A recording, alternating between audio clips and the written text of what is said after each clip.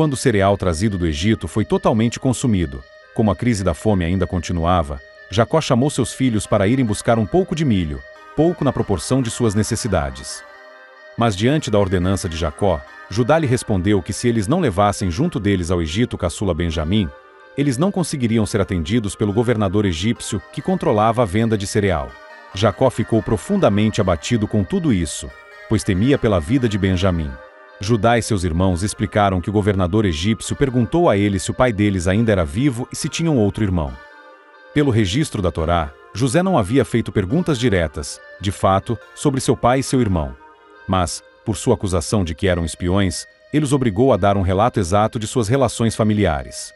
Ou José perguntou e eles responderam, mas não constou detalhado registro no capítulo 42. Algo que é comum nas Escrituras, existem muitos relatos em sua integralidade que complementam um ao outro.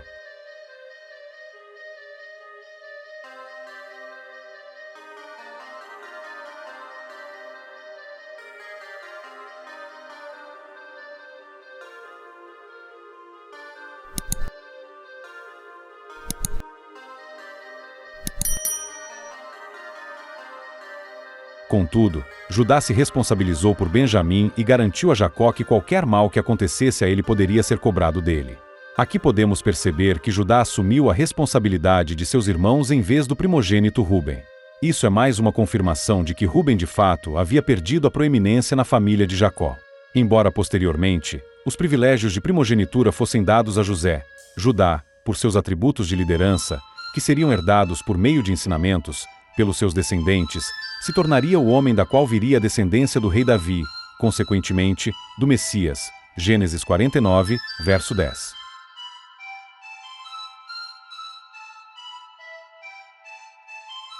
Como não havia outra maneira, Jacó precisou autorizar a ida de Benjamim ao Egito. Antes, porém, ele instruiu seus filhos a levar ao Egito o que eles tinham de mais precioso para oferecer como presente ao governador egípcio, José, além de também levar dinheiro em dobro e o dinheiro que havia sido devolvido juntamente com o cereal. Jacó estava temeroso, então ele desejou que o Deus Todo-Poderoso, nas palavras dele, tivesse misericórdia e concedesse favor a eles diante do governador do Egito, e que ele libertasse Simeão, que havia ficado preso no Egito, e deixasse retornar Benjamim à terra de Canaã. Assim Jacó os entregou, por meio de uma bênção, aos cuidados de Deus. Os irmãos de José fizeram todos os preparativos, carregaram seus jumentos e partiram para o Egito. Chegando ao Egito, eles se apresentaram diretamente a José. Quando José viu que Benjamim estava junto deles, ordenou que seu servo levasse todos eles à sua casa e preparasse uma refeição para comerem com José ao meio-dia. Porém, os irmãos de José tiveram medo, porque ao serem conduzidos à casa de José, pensavam que o governador do Egito iria acusá-los e fazê-los escravos. Inclusive, eles foram até o mordomo de José e contaram que, embora eles tivessem comprado o mantimento da primeira vez, todo o valor que eles tinham pagado apareceu novamente junto do cereal que levaram à terra de Canaã. O objetivo deles era deixar muito claro que eram inocentes em tudo aquilo.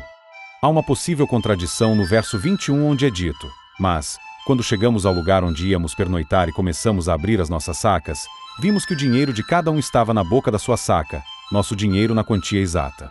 Na verdade, em Gênesis 42, verso 27, apenas um dos irmãos de José abriu seu saco e viu o dinheiro que José tinha deixado secretamente.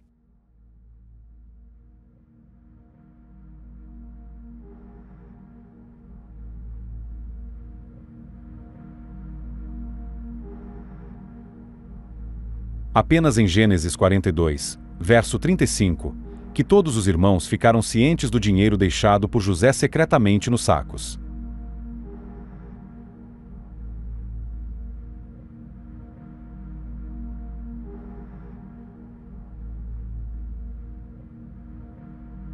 E detalhe, eles já não estavam mais na estalagem onde pernoitaram, mas em Canaã, dialogando com Jacó.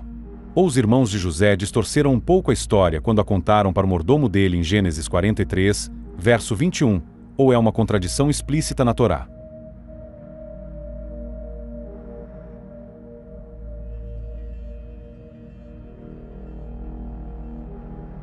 O mordomo, de acordo com os planos de José, acalmou seus irmãos com a certeza de que o dinheiro chegaria até ele.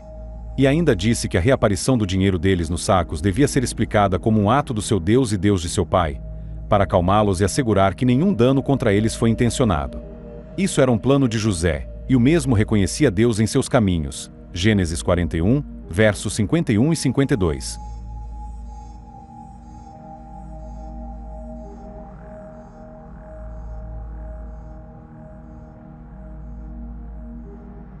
Gênesis 42, verso 18.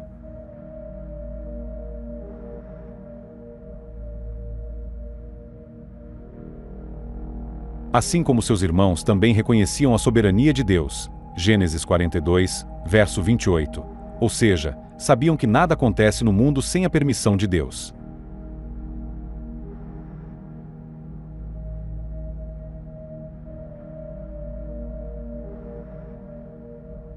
Como para banir-lhes todos os temores, o mordomo trouxe Simeão até eles, e com verdadeira cortesia oriental, tratou-os como convidados, dando-lhes água para lavarem os pés e ração para alimentar os animais de carga.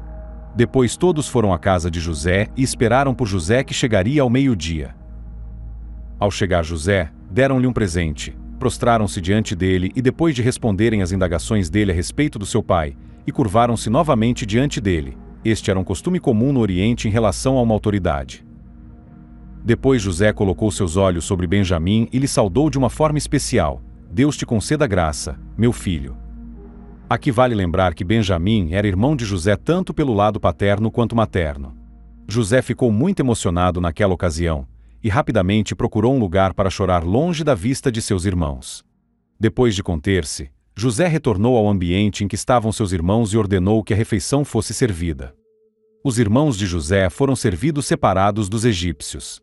Gênesis 43 diz que aos egípcios não lhes era lícito comer pão com os hebreus, porquanto é isso abominação para os egípcios. A questão é que os hebreus tinham práticas alimentares muito diferentes dos egípcios. Eles comiam a carne de animais que no Egito eram considerados sagrados. Gênesis 46, verso 34.